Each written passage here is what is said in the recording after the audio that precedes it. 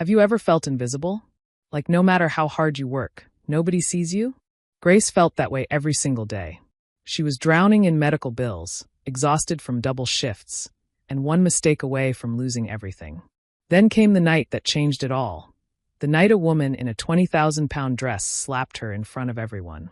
But what happened next? Nobody saw it coming. Not even Grace. Welcome to Voice of Granny. While you are here, please hit the subscribe button and comment your view on the story and where you're watching from.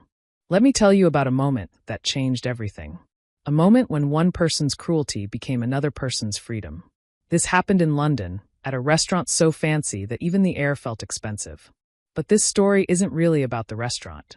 It's about a young woman named Grace, and the night her entire world turned upside down.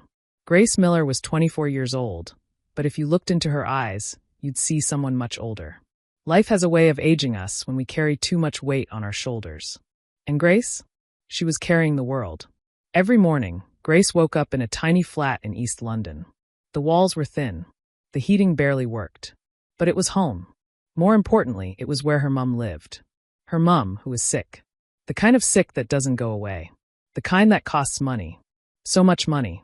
Grace worked at the Golden Spoon, one of London's most exclusive restaurants. You know the type, where a single meal costs more than most people earn in a week. Where the rich came to be seen. Where the napkins were heavier than most people's coats. For 6 years, Grace had walked those floors. Smiled at people who never really saw her. Served people who treated her like furniture.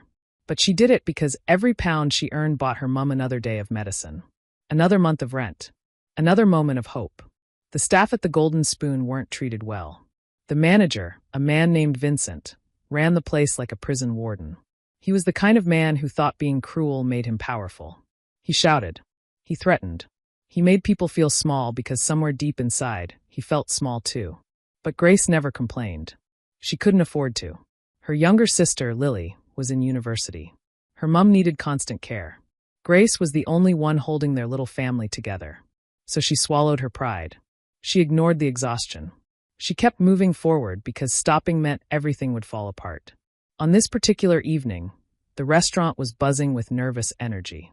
Vincent had gathered the staff earlier that day. His face was red with excitement and fear. "Listen up," he'd barked. "Tonight, we're serving Dominic Ashford." Yes, the Dominic Ashford. The tech genius. The billionaire. He's bringing his fiancée. If anything goes wrong, you're all finished. Do you understand? Everyone nodded. They understood. Dominic Ashford was a legend. A man who'd built a streaming empire from nothing. A man whose company had changed how the entire world watched entertainment. A man who could buy and sell restaurants like the Golden Spoon without even checking his bank account. Grace didn't care about the fame. She cared about the tip. A table like that could mean 3 months of her mum's medication. It could mean not having to choose between electricity and food. When Dominic Ashford walked through those doors, the entire restaurant seemed to hold its breath. He was tall, dressed in a perfectly tailored suit, with dark hair and tired eyes. But it was the woman on his arm who commanded attention. Her name was Victoria Huntington. She walked like she owned the ground beneath her feet. Her dress sparkled under the lights, probably worth more than Grace would earn in a year. Her blonde hair was pulled back so tight it seemed to lift her eyebrows. And her face? Cold. Beautiful but cold. Like a statue carved from ice. Grace was assigned to their table. Her hands trembled slightly as she picked up the menus. This was it. The biggest table of her career. She took a deep breath and walked over. "Good evening," Grace said softly, her voice warm despite her nerves. "Welcome to the Golden Spoon. My name is Grace, and I'll be—" "We need champagne," Victoria interrupted, not even looking up from her phone. "Dom Perignon, the 2008. And make sure it's properly chilled. Last time we were here, it was practically warm." "Of course, madam," Grace replied. She glanced at Dominic, who gave her a tired nod. There was something in his eyes. Something that looked like an apology. The next hour was hell. Victoria sent back her appetizer 3 times. The soup was too hot. Then it was too cold. Then it didn't have enough salt. She complained about the lighting. She complained about the music. She complained about the temperature. Through it all, Grace smiled. She apologized. She fixed every problem. Because that's what she did. That's what invisible people do. They make everything work while nobody notices. Dominic barely spoke. He drank his whiskey and stared out the window at the London skyline. He looked like a man trapped in a cage made of gold. At one point, Grace brought fresh bread to the table. As she set it down, Dominic looked up at her. Really looked at her. For just a second, their eyes met, and Grace saw something flicker across his face. Recognition? Confusion? She couldn't tell. Then it was gone, and he looked away. Victoria snapped her fingers. Actually snapped them like Grace was a dog. Water. Now. And this time, make sure there's exactly 3 ice cubes. Not 2. Not 4. 3. Grace's cheek burned with humiliation, but she nodded. Right away, madam. As she walked back to the service station, her phone buzzed in her pocket. A text from Lily. Mum's coughing got worse. Hospital said we need to pick up new prescription tomorrow. It's £300. Do you have it? Grace's heart sank. £300. She'd been saving for weeks, but she was still short. She typed back quickly, I'll get it. Don't worry. She had no idea how. But she'd figure it out. She always did. Because that's what invisible girls do. They carry the weight nobody else can see. Little did Grace know, in just a few minutes, everything was about to change. Her invisible life was about to explode into something she could never have imagined. The main course arrived. Grace carried the plates carefully, balancing them with the skill that comes from years of practice. Victoria had ordered the most expensive dish on the menu, the lobster, prepared with imported butter and herbs that cost more per gram than gold. Grace set the plate down gently in front of Victoria. Your lobster, madam. Please be careful, the plate is quite hot. Victoria didn't acknowledge her. She was too busy taking photos of her food from every possible angle. Flash after flash. She made Grace stand there, holding a small lamp to get the lighting just right. Other diners were staring. Grace felt her face burn with embarrassment. Move to the left, Victoria commanded. No, my left. Do you not know your left from your right? I apologize, Grace whispered, shifting position. Finally, after what felt like an eternity, Victoria put her phone down. She picked up her fork, took one bite, and immediately pushed the plate away. This is unacceptable, Victoria announced loudly. Everyone in the nearby tables turned to look. This lobster is overcooked. The sauce is too rich. Take it back. And tell your chef he should be ashamed of himself. Grace's heart sank. The lobster looked perfect. But that didn't matter. Of course, madam. I'll speak with the chef immediately. I don't want you to speak with anyone. Victoria cut her off, her voice rising. I want you to understand something. Do you know who I am? Do you know who we are? She gestured dramatically at Dominic, who was rubbing his temples like he had a headache. Yes, madam, Grace said quietly. I understand You understand nothing, Victoria snapped. People like you will never understand people like us. You're here to serve. That's all you're good for. So serve properly, or find another job where you can be mediocre. The words hit Grace like physical blows. Around them, the restaurant had gone quiet. Even the kitchen noise seemed to fade. Everyone was watching. Dominic finally spoke, his voice low. Victoria, that's enough. She's just doing her job. Don't you dare defend the help, Victoria hissed at him. You're always too soft. That's your problem. You let people walk all over you. Grace stood there frozen. She wanted to disappear. She wanted the floor to swallow her whole. But she had a job to do. A mum who needed medicine. A sister counting on her. I'll get you something else, Grace said, her voice barely above a whisper. Perhaps I don't want something else, Victoria said, her eyes narrowing. I want wine.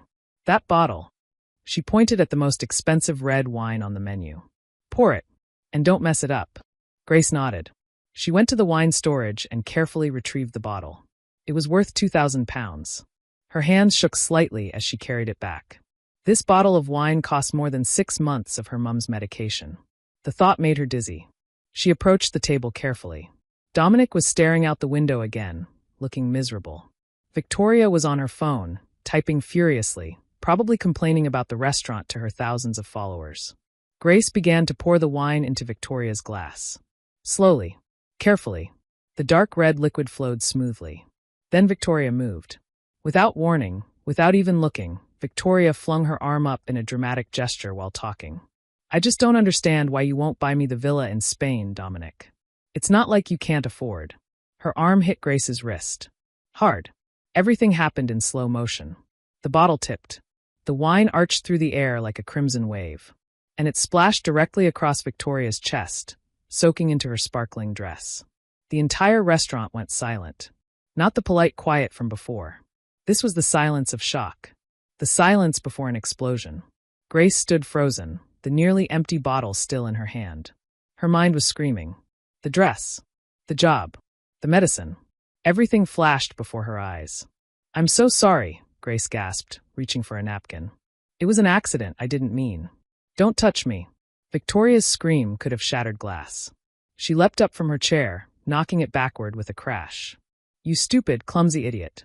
Do you have any idea what you've done?" "I'm so sorry," Grace repeated, tears starting to form in her eyes. "You moved your arm and... Are you blaming me?" Victoria's face twisted with rage. She stepped closer to Grace, invading her space. "You spill wine on my Chanel dress, and you have the audacity to blame me?" "No, I just meant," Grace's voice cracked. "I don't care what you meant," Victoria shrieked. Her face was red now, makeup starting to run with angry tears. "This dress cost £20,000. 20,000. You probably don't earn that in a year." Grace stood there, trembling. She could feel every eye in the restaurant on her. She could see Vincent at the kitchen door, his face pale with fury. She was going to be fired. Her mum's medicine. Lily's university. The rent. Everything was about to come crashing down. "Please," Grace whispered. "I'm so sorry. I'll pay for the cleaning aisle." "You'll pay?" Victoria laughed, a cruel, harsh sound. "With what?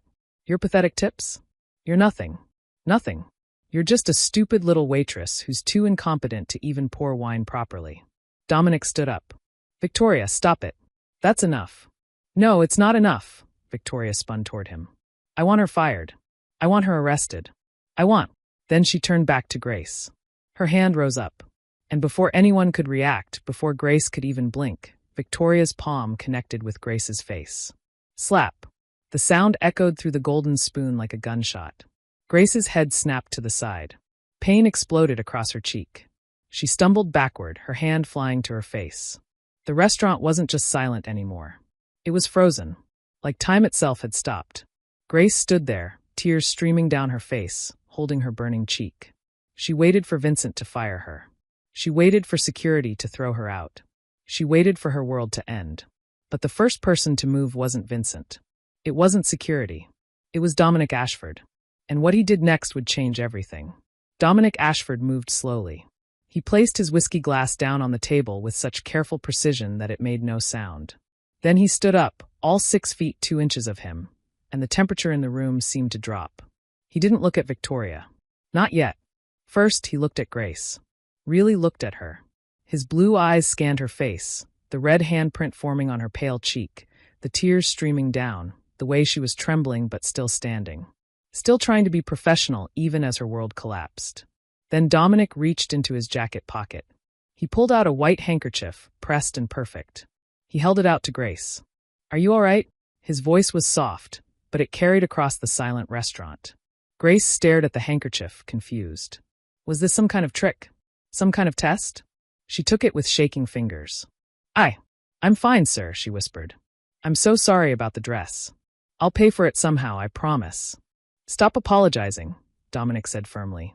He turned around to face Victoria. "You need to leave." Victoria's mouth fell open. "What? What did you just say to me?" "I said you need to leave," Dominic repeated.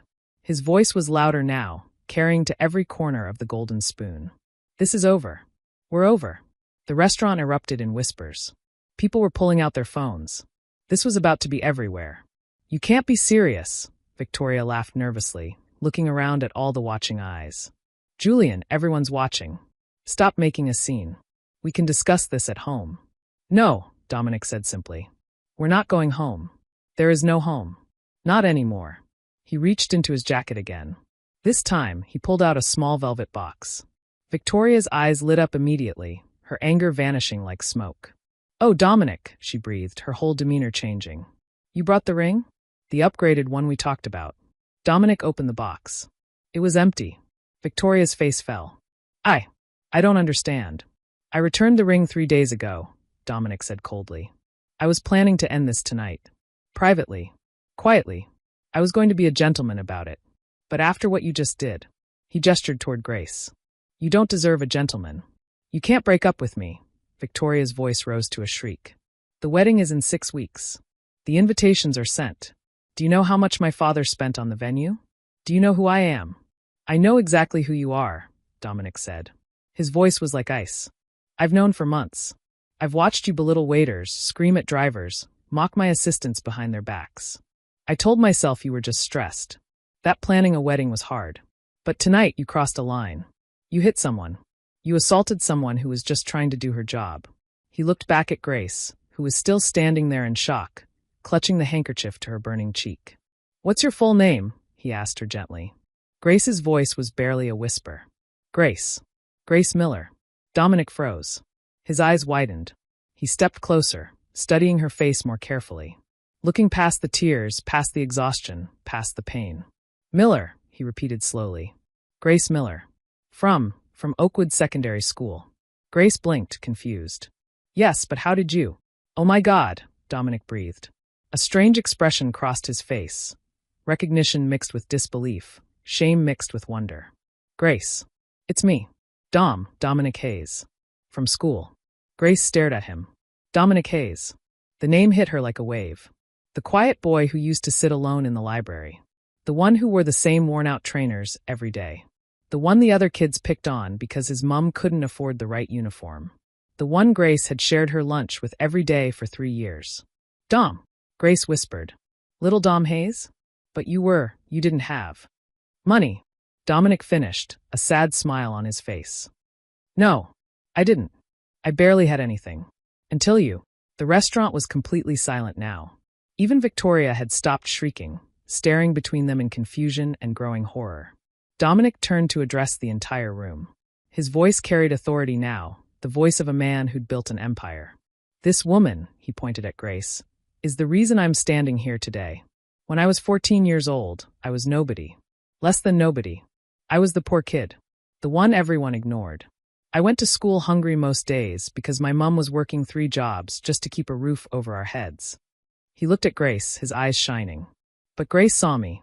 She didn't just see me, she sat with me. She shared her food with me, even though she didn't have much either. When the teachers said I must have cheated on my exams because no poor kid could be that smart, Grace marched into the headmaster's office and fought for me. She got me into the advanced programs. She tutored me for free. She believed in me when nobody else did. Grace felt tears streaming down her face. She'd forgotten. Or maybe she'd never realized how much those small acts of kindness had meant. I spent 10 years looking for you, Dominic continued. After my first company sold, I hired investigators. But you'd moved. I thought I'd lost you forever. And then tonight, I walk into this restaurant, and there you are. Serving people who treat you like dirt. Getting abused by someone like her. He gestured dismissively at Victoria. He turned back to Victoria, his face hardening. You hit the woman who saved my life. The woman who made me who I am. So yes, Victoria. We're done. Security will escort you out. And if you even think about pressing charges or causing trouble, I have 50 witnesses who just watched you assault someone. Including about 20 people with their phones out. Victoria looked around wildly. She saw all the phones recording. She saw the expressions on people's faces, not sympathy but disgust. Her face crumbled. You'll regret this, she hissed at Dominic. My father will destroy you. He has connections. He has power. Your father, Dominic interrupted calmly, is currently being investigated for fraud. The authorities received an anonymous tip about 3 hours ago. Something about falsified business records and tax evasion. I imagine he's got bigger problems right now than your broken engagement. Victoria's face went white. Without another word, security guards appeared. They took her by the arms and led her toward the exit. Her protests faded as the door closed behind her. Dominic turned back to Grace. The entire restaurant was still watching, but he didn't seem to care. Grace, he said softly, take off the apron. What? Grace's voice shook. Am I fired? No, Dominic smiled. You're promoted. The manager's office of the Golden Spoon was nothing like the restaurant below. While the dining room was all gold and crystal and elegance, up here it was dark wood and leather. It smelled like expensive cigars and secrets. Grace sat in one of the leather chairs, still in shock. Her cheek still burned where Victoria had hit her. The handkerchief Dominic had given her was clutched in her hands, now stained with her tears and a bit of blood from where Victoria's ring had cut her. Dominic sat across from her. He'd loosened his tie and rolled up his sleeves. He looked more human now. Less like the billionaire from the magazines, and more like the boy she used to know. I don't understand what's happening, Grace said quietly. Promoted? Dominic, I can't be promoted. I'm a waitress. I don't have qualifications. I don't have experience in management. I barely finished secondary school because I had to work to help my mom. Dominic leaned forward, his hands clasped together. Grace, do you know why I was looking for you all these years? She shook her head. Because I owed you a debt, he said simply. Not a financial debt. Something bigger. You gave me hope when I had none. You made me believe I could be more than the poor kid everyone pitied. Every success I've had, every company I've built, it all started with you believing in me. I was just being nice, Grace whispered. Anyone would have done the same. But they didn't, Dominic said, his voice hard. Nobody else did. Everyone else looked at me and saw nothing. You looked at me and saw potential. He stood up and walked to the window that overlooked the restaurant below. Do you know what I've built, Grace? Really built. You created Stream Vision, Grace said. The streaming service. Everyone uses it. I created an empire, Dominic corrected. Stream Vision is worth £40 billion. I own 17 other companies. I have investments in everything from technology to property to restaurants.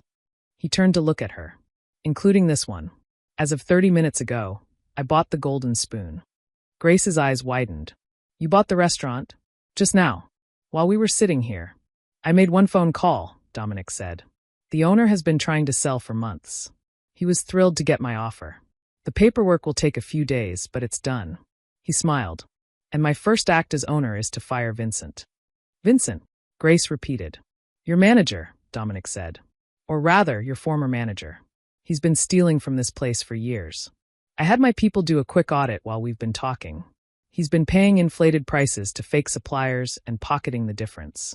The restaurant should be making 3 times what it's reporting. Grace felt dizzy. Everything was happening so fast. But if you fire Vincent, who'll run the restaurant? You will, Dominic said simply. Dominic, I can't. Yes, you can, he interrupted. Grace, you know this place better than anyone. You know what the customers want. You know which suppliers deliver quality and which ones are scams. You know which staff members actually work and which ones hide in the storage room playing on their phones. But I don't know how to run a business, Grace protested. I don't know about budgets and spreadsheets and... I have accountants who know about budgets, Dominic said. I have advisors who can teach you anything you need to learn. What I don't have is someone I trust. Someone who has integrity. Someone who won't steal from me or lie to me or use my money to line their own pockets. He knelt down in front of her chair, looking up into her eyes. I trust you, Grace. I trusted you when I was 14. I trust you now. Grace felt tears welling up again. My mum, she whispered. Dominic, my mum is sick. She needs medicine tomorrow. I was counting on tonight's tips to pay for it. If I take time off to learn how to run this place. Dominic pulled out his phone. He dialed a number and put it on speaker. Dr. Patel? It's Dominic Ashford. Yes, I know it's late.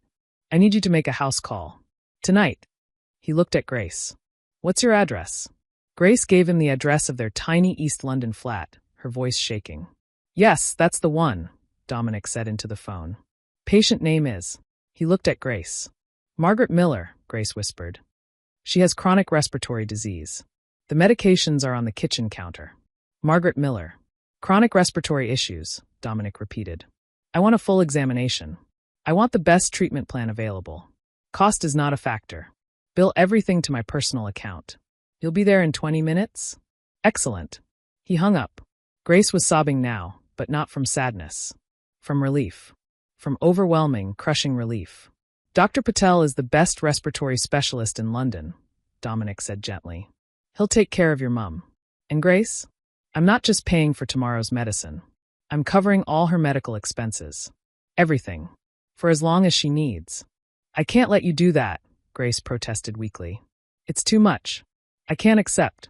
It's not charity, Dominic said firmly. It's a signing bonus. You're going to work hard.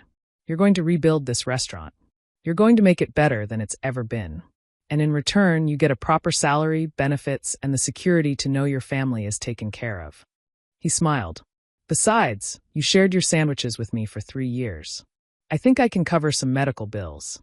Grace laughed through her tears. It was a broken, exhausted sound, but it was genuine. For the first time in years, she felt like she could breathe. But Dominic's expression turned serious. There's something else you need to know, Grace. Something about why Victoria was really here tonight. Grace wiped her eyes. What do you mean? Dominic walked over to Vincent's desk. He picked up a leather ledger that had been sitting there. I had my people look into this place's finances. The restaurant should be profitable, but it's barely staying afloat. Do you know why? Grace shook her head. Because Vincent has been running a money laundering scheme, Dominic said. He's been working with Victoria's father, Robert Huntington. They've been funneling dirty money through fake supplier contracts. The Huntingtons would report inflated business expenses, Vincent would confirm the invoices, and they'd split the excess. Grace felt sick. How much? About £2 million over the past 3 years, Dominic said grimly. Victoria knew. That's why she was so confident tonight. She thought she could do anything here because her family essentially owned the place through Vincent. What happens now? Grace asked. Now. Dominic smiled, but it wasn't a kind smile. Now we fix it. Together. 3 months later, Grace stood in front of the golden spoon and barely recognized it. The old pretentious sign was gone. In its place was something simpler, more elegant. The open table. It was opening night of the newly renovated restaurant. The line stretched around the block. Not because people wanted to see where a viral video happened, but because word had spread about something special happening here. Grace wore a simple black dress and comfortable shoes. Her choice, not some stuffy uniform. Her hair was pulled back, and she wore minimal makeup. She looked professional but real. Human. Lily stood beside her, beaming with pride. Their mum was there too, sitting in a wheelchair but smiling. Dr. Patel's treatment had worked wonders. She still had difficult days, but she was alive. Thriving, even. Are you nervous? Lily asked. Grace smiled. Terrified. You're going to be brilliant, her mum said, squeezing her hand. You've always been brilliant. The doors opened. The first customers filed in, and Grace felt her heart soar. This was really happening. The restaurant looked completely different. Gone were the stuffy velvet ropes and the pretentious gold accents. The new design was warm, welcoming. Wooden tables. Soft lighting. Real art from local artists on the walls, not expensive pieces chosen by some designer who'd never eaten here. But the biggest change was the staff. They moved with confidence now. They smiled real smiles. They weren't terrified of making mistakes anymore. Grace had kept most of the original team. The ones who'd been good at their jobs but beaten down by Vincent's cruelty. She'd let go of the ones who'd been lazy or mean to others. And she'd hired new people, people like her. Single parents working 2 jobs. Young people trying to pay for university. Immigrants building new lives. She paid them properly. Gave them health care. Treated them like human beings. Revolutionary concepts in the restaurant industry. The chef, a woman named Priya who'd been stuck as a sous chef under Vincent's regime, had completely redesigned the menu. No more pretentious French cuisine that nobody really wanted. Now they served food that actually tasted good. Comfort food elevated. Simple ingredients done perfectly. As Grace walked through the dining room, she saw Dominic sitting at a corner table. He caught her eye and raised his glass in a silent toast. He'd been true to his word. He owned the building and covered the major expenses, but he let Grace run everything. He never interfered. Never micromanaged. He trusted her. That trust had terrified her at first. She'd spent 3 months working 18-hour days, learning everything she could. How to read financial statements. How to negotiate with suppliers. How to handle difficult customers without being walked over. How to lead a team without being a tyrant. She'd made mistakes. Lots of them. But Dominic had been patient. Every successful person has failed more times than unsuccessful people have tried, he'd told her once. The difference is we keep going. Now, on opening night, Grace felt something she hadn't felt in years. Pride. A waiter approached her, James, a former construction worker who'd been laid off and needed a new start. Grace, table 7 is asking for you. Grace walked over. An elderly couple sat there, both dressed nicely but not expensively. They reminded her of her grandparents. Everything all right? Grace asked warmly. The woman dabbed at her eyes with her napkin. We just wanted to thank you. We read about what you've done here. We're both retired teachers. We never could afford places like this used to be. But tonight we could. And the food. She smiled. The food was perfect. Grace felt her throat tighten. Thank you. That means everything. As the night went on, Grace realized something profound. She'd spent years being invisible, serving people who looked through her, accepting cruelty because she thought she had no choice. She'd believed the lie that people like her, poor people, struggling people, had to accept whatever scraps were thrown their way. But that was wrong. She had value. She had dignity. She had skills and intelligence and worth. She'd always had them. The only thing that had changed was that now she believed it too. Around 10 p.m., there was a commotion at the door. Grace's security guard, yes, she had security now, approached her quickly. "Someone's trying to get in," he said quietly. "Says she's on the list. Victoria Huntington." Grace's blood ran cold. She hadn't seen Victoria since that night. She knew the woman had been arrested briefly, though her father's lawyers had gotten her out. The trial for the money laundering scheme was still ongoing. "Should I turn her away?" the guard asked. Grace thought about it. Part of her wanted to say yes.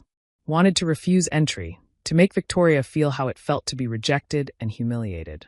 But that would make her no better than Victoria had been. "No," Grace said quietly. "Let her in. Treat her like any other customer." Victoria entered looking different. Her designer clothes were still expensive, but less showy. Her makeup was lighter. She looked smaller somehow, diminished. She walked up to Grace, her eyes downcast. "I know I have no right to be here," she said quietly. I wanted to apologize. Really apologize. What I did was unforgivable. I was cruel. I was wrong." Grace studied her face. She looked for signs of manipulation, of fake tears or practiced sincerity. But all she saw was a broken woman who'd lost everything and was trying to figure out who she was without her father's money and her fiancé's status. "Thank you for the apology," Grace said calmly. "I accept it." Victoria's eyes widened. "You do?" "Yes," Grace said. "Because I'm not going to carry anger around anymore. I'm not going to let what you did define me. I'm free of you, Victoria. Completely free." Victoria nodded slowly. She turned to leave, but Grace stopped her. "Victoria?" She turned back. "If you want to stay for dinner, you can," Grace said. "Just like anyone else. No special treatment. No exceptions. But you're welcome here." Victoria's eyes filled with tears. She nodded and quietly took a seat at a small table in the back. Later, as Grace was closing up, Dominic approached her. "You didn't have to let her stay." "I know," Grace said. "But that's the point of this place. The open table. Everyone's welcome. Rich, poor, kind, struggling. Everyone deserves a seat at the table. Everyone deserves to be seen." Dominic smiled. "You're going to change more than just this restaurant, Grace. You're going to change how people think about all of this." Grace looked around at her restaurant. At her staff cleaning up, laughing with each other. At her mom and sister waiting by the door to walk home with her. At the success she'd built not from luck, but from hard work and refusing to give up. "Maybe," she said. "But for now, I'm just happy to have changed my own life." As they locked up and stepped into the cool London night, Grace felt something settle deep in her chest. Peace. Real, genuine peace. She wasn't invisible anymore. She never had been, really. She'd just been waiting for the world to catch up to what she'd always known deep down. That every person has value. That kindness matters. That how you treat people when they can't do anything for you reveals who you really are. The slap that had threatened to destroy her had actually freed her. It had exposed the cruelty that hides behind wealth and status. It had reconnected her with someone who understood what it meant to struggle. And most importantly, it had shown her that she was stronger than she'd ever imagined. Grace looked up at the sign, the open table, and smiled. This wasn't just a restaurant. It was proof that the invisible people, the struggling people, the ones society overlooks, they're the ones who often have the most to offer. They just need someone to believe in them. Or better yet, they need to believe in themselves. 6 months later, the Open Table had become one of London's most talked about restaurants. Not because of drama or viral videos, but because of what it represented. Hope. Dignity. Second chances. Grace had opened 3 more locations, each one employing people who needed a fresh start. Single mothers. Former prisoners trying to rebuild their lives. Young people from rough neighborhoods who just needed an opportunity. Victoria never returned after that first night, but Grace heard she'd started volunteering at a homeless shelter. Maybe people could change. Maybe hitting rock bottom was what some people needed to find their humanity. As for Dominic, he and Grace remained close friends. Nothing romantic. They both agreed their connection was deeper than that. They were survivors who'd lifted each other up. That bond was unbreakable. On the anniversary of the slap, as it came to be known, Grace stood in front of her staff, now over 100 people across 4 locations. They'd gathered for their monthly meeting. "I want to tell you something," Grace said, her voice steady and strong. "A year ago, I was invisible. I was struggling. I was one bad night away from losing everything. But I kept going. I kept trying. I kept believing that tomorrow might be better than today." She looked around at all the faces watching her. People who'd been homeless, people who'd been abused, people who'd been told they'd never amount to anything. "You are not invisible," she continued, her voice rising with emotion. "You matter. Your story matters. Your struggle matters. And if anyone ever makes you feel small, if anyone ever treats you like you're less than human, remember this. Their cruelty says everything about them and nothing about you." The room erupted in applause. That night, Grace went home to a proper flat. Not a mansion, she didn't need that, but a comfortable place with heat that worked and enough room for her mom and sister. They had dinner together, laughing about something silly Lily had done at university. Her mom, now in much better health thanks to consistent medical care, squeezed Grace's hand across the table. "I'm so proud of you, love. Not because you're successful. I've always been proud of you. But because you stayed kind. Despite everything, you stayed kind." Grace felt tears prick her eyes. "Someone told me once that kindness is the only thing that really matters. I'm just finally starting to believe it." Later that night, alone in her room, Grace looked at herself in the mirror. The same hazel eyes looked back at her. The same face. But something fundamental had changed. She stood differently, held her head higher, smiled more easily. She thought about the girl she'd been a year ago, terrified, exhausted, invisible. She wanted to reach back through time and tell that girl, "Hold on. It gets better. You get stronger. And one day, you'll realize that the hardest moments of your life were actually preparing you for your greatest triumph." Grace turned off the light and climbed into bed. Tomorrow, she had meetings with investors who wanted to franchise the open table concept. She had interviews with 3 news programs. She had 100 emails waiting in her inbox. But tonight, she just wanted to rest, to be grateful, to remember that sometimes the worst moments of our lives are actually doorways to the best ones. Because that's what the slap had been for her. Not an ending, a beginning. And as she drifted off to sleep, Grace smiled. Because she'd learned the most important lesson of all. You can't keep a good person down. You can ignore them. You can mistreat them. You can try to break them. But if they refuse to quit, if they keep believing in themselves, if they remember their worth, they'll rise. They'll always rise. And when they do, they'll change the world. Remember, friends, your value isn't determined by how others treat you. It's determined by how you treat yourself and others, especially when no one's watching. Stay kind. Stay strong. Keep believing.